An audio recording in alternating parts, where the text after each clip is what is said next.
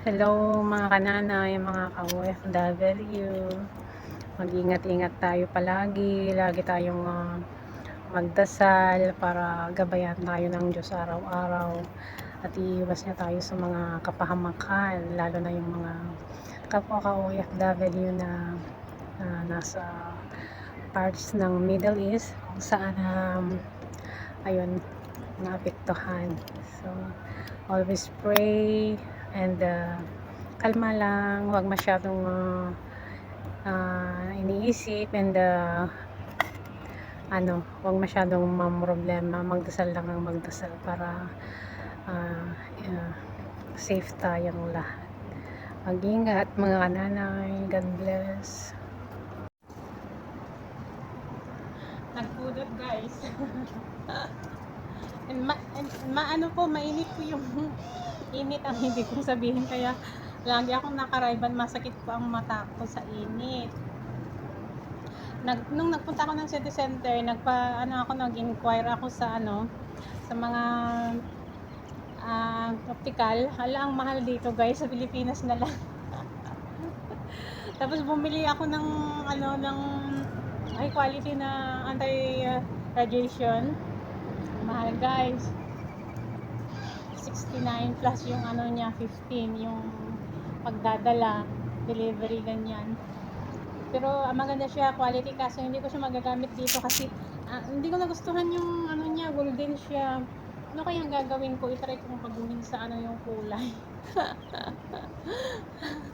Para mag-iba yung kulay niya kasi ayaw ko yung golden. Lumipat ako dito banda kasi masyadong mainit.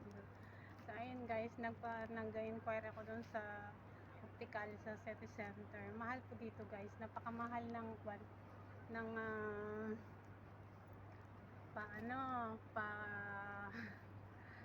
eyeglasses, reading eyeglasses lang naman. So ang sabi ko, sa akin na lang yung frame at saka bali yung glass lang yung sa inyo kako, pero at saka libre yung yung eye test, kaso 500 QR.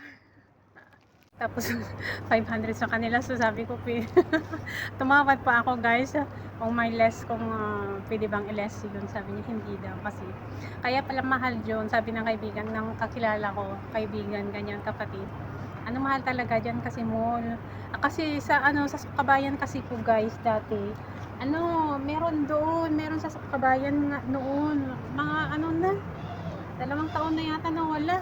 Nakikita ko noon meron, kasi hindi pa masyadong noon, hindi ko pa piniisip itong ko, yung iniisip ko muna yung mga mas importante, kaya sabi ko wag muna yan hanggang nawala na. Nagtanong ako dun sa sa Kabayan, dun sa kapitbahay niya noon kung saan na yung optical. Wala na daw, lumipat na daw sila.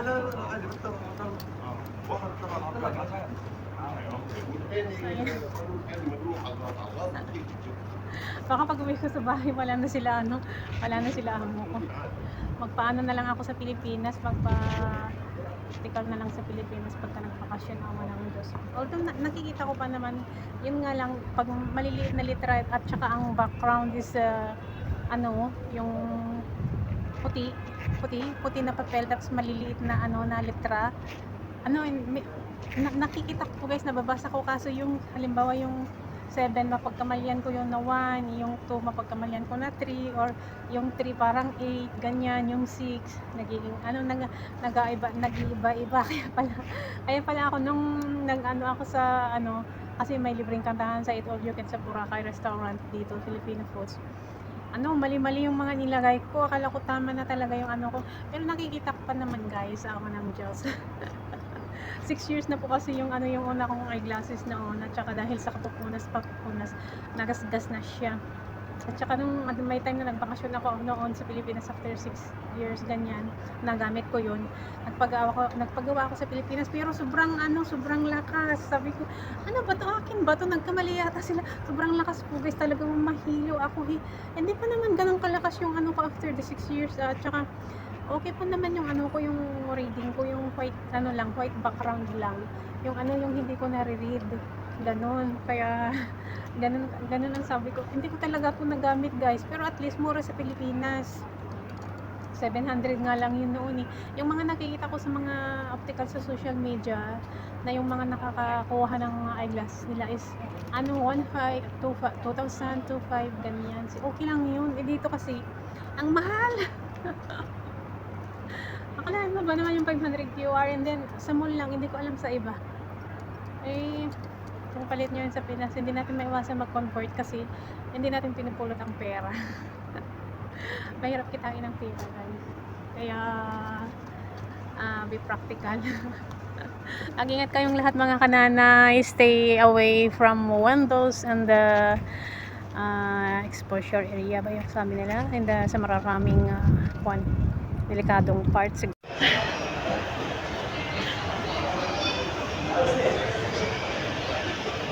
Guys, kanina lumabas ako mga 11 ganyan, pero hanggang sa nagpalikot-likot na ako sa Porto kasi sabi ko sa amo ko, takot akong pupunta ng mall.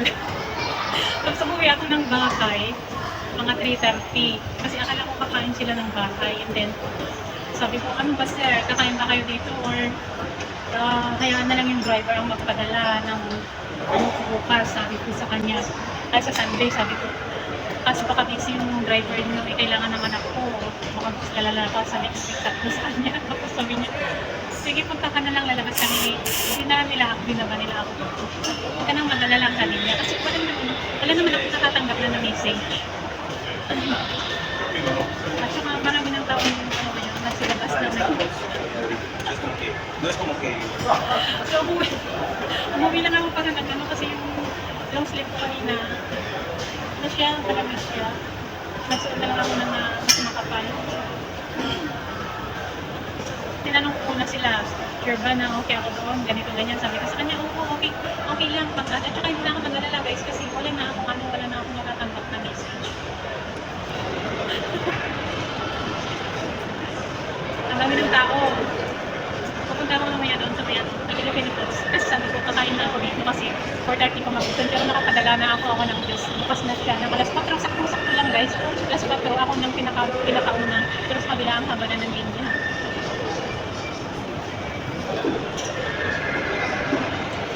Nagmuwi ako ng barbecue. Alam ba kung hindi nakikita ang city center. Ang ganda, ang ganda sila, basta sarap mag-picture. Kasi maraming ginaano mo naman lang, kaso nahiya ako. Tsaka hapon na madilim na siya.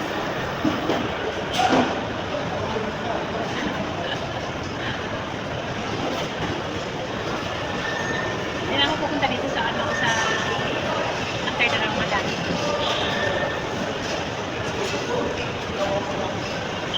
Buti na lang kumahimik, Lord.